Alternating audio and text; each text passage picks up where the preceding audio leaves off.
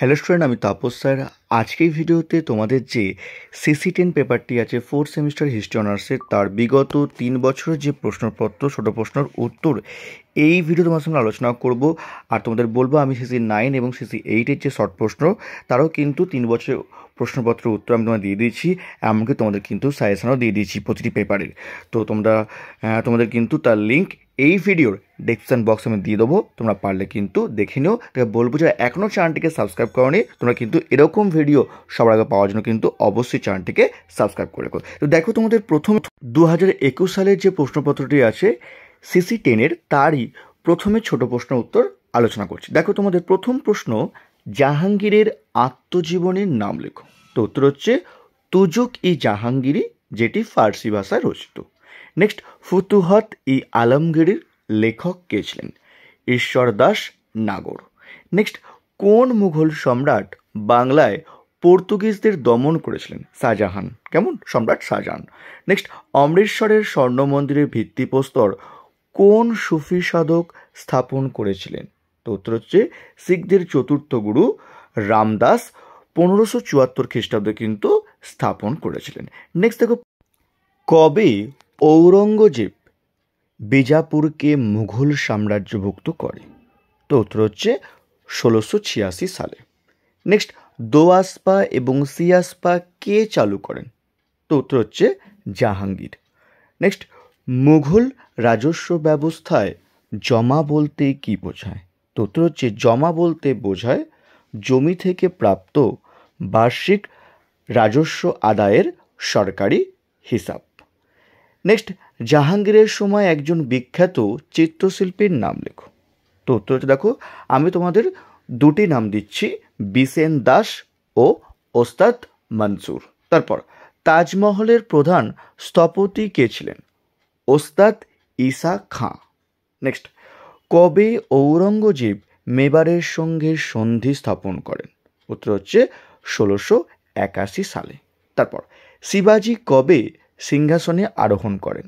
1674 সালে। তারপর, কোন শিখ গুরুকে ঔরঙ্গজেব হত্যার আদেশ দিয়েছিলেন? নবম শিখ গুরু তেগ বাহাদুরকে। কেমন? তারপর, বাংলার প্রথম নবাব কে ছিলেন? মুর্শিদ কুলি খাঁ। নেক্সট, মুঘল যুগের স্বর্ণ মুদ্রাকে কি বলা হতো? উত্তর হচ্ছে মোহর। লাস্ট প্রশ্ন 2021-এর, মুঘল যুগে বাণিজ্য প্রধান পণ্য কি ছিল? তো উত্তর হচ্ছে রপ্তানি তোমার হচ্ছে সরু চাল, রেশম, সুতিবস্ত্র, চিনি, মূল্যবান রত্ন।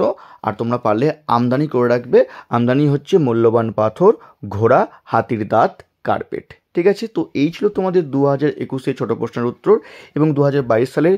এবার দেখো ছোটো প্রশ্ন যেগুলো আছে, তো সেগুলো আলোচনা করবো। বলবো যে এখনও চ্যানেলটিকে সাবস্ক্রাইব করোনি, কিন্তু পারলে চ্যানেলটিকে সাবস্ক্রাইব করে রেখো এরকম ভিডিও সবার আগে পাওয়ার জন্য। এবার দেখো 2022 সালের ছোট প্রশ্নের উত্তর দেখো। প্রথম প্রশ্ন, জাহাঙ্গীরের দরবারে আগত একজন ইউরোপীয় পর্যটকের নাম লেখো। তো উত্তর হচ্ছে উইলিয়াম হকিন্স এবং স্যার টমাস রো। অনেক সময় প্রশ্ন ঘুরিয়ে দেয় যে স্যার টমাস রো কার আমলে বা কোন মোগল সম্রাটের আমলে ভারতবর্ষে এসেছিলেন? জাহাঙ্গীরের আমলে। কেমন? তারপর নেক্সট দেখো, শাহজাহান নামা কে লিখেছিলেন? ইনায়েত খান।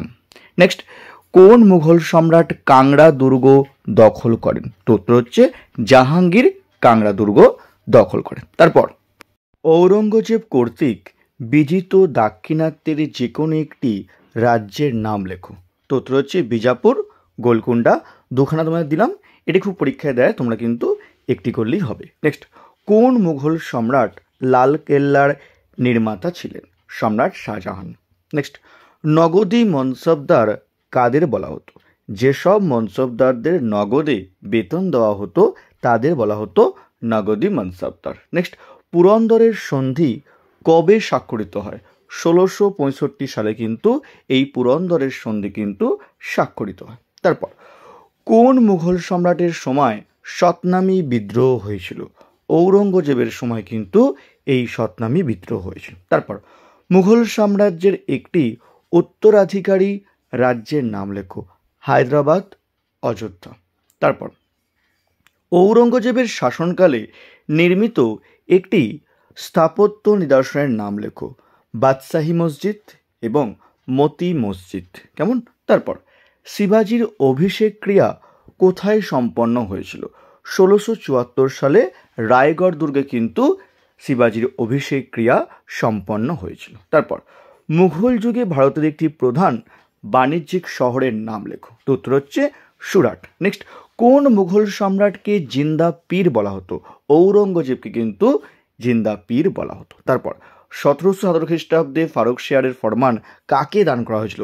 ইংরেজ ইস্ট ইন্ডিয়া কোম্পানি কিন্তু দান করা হয়েছিল।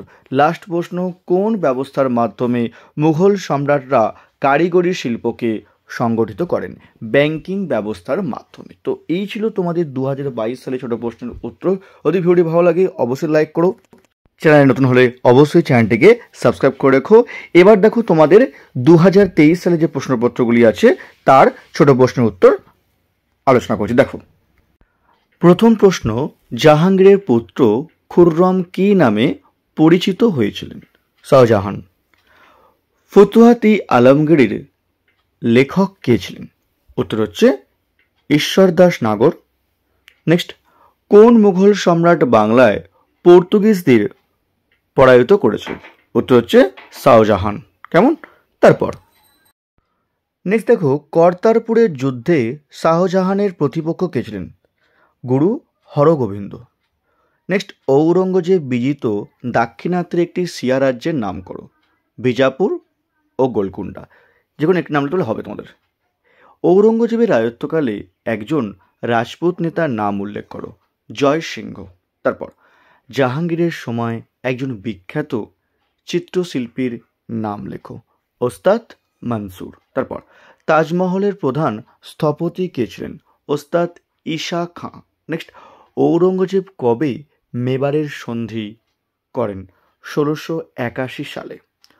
আফজল খান কে বিজাপুরের আদিল শাহের সময় একজন যোদ্ধা বা সেনাপতি ছিলেন।